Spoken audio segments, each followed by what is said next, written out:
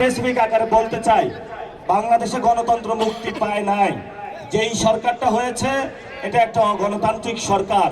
কারণ আপনি যদি গণতান্ত্রিক সরকার গঠন করতে হয় তার পূর্ব শর্ত হলো একটি ফেয়ার এন্ড ক্রেডিবল ইলেকশন প্রয়োজন।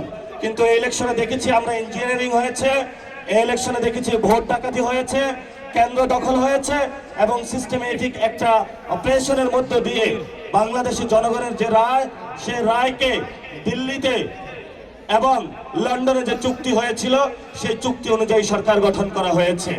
এই জন্য আমরা বলবো, ময়ূর তার পেখম যদি কাকের উপরে পরানো হয়, কাক কি ময়ূর হয়ে যায়? এই জন্য বলবো যে স্বৈরতান্ত্রিক যে ব্যবস্থা আমাদের সংবিধান রয়েছে, এই সংবিধানে যিনি প্রধানমন্ত্রী বর্তমানেও আছেন, উনি স্বৈরতন্ত্রের পথে হাঁটছেন।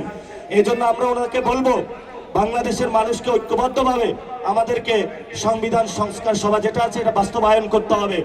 যদি বাস্তবায়ন আমরা না করতে পারি তাহলে আপনারা এরকম দেখতে পারবেন শেখ হাসিনার মতনই যেইভাবে রাজত্ব চালিয়েছিল আরেক স্বৈরতান্ত্রিক রাজত্বের দিকে আমরা যাচ্ছি। কিন্তু এই স্বৈরতান্ত্রিক রাজত্বের দিকে যদি কেউ যেতে চায়, আমরা তখন দেখবো না আপনি কি বেগম জিয়ার ছেলে নাকি শহীদ জিয়া রহমানের ছেলে। লড়াইটা হবে ফেসিবাদ এবং ফেসিবাদী বিরোধী লড়াইয়ের শক্তির মধ্যে।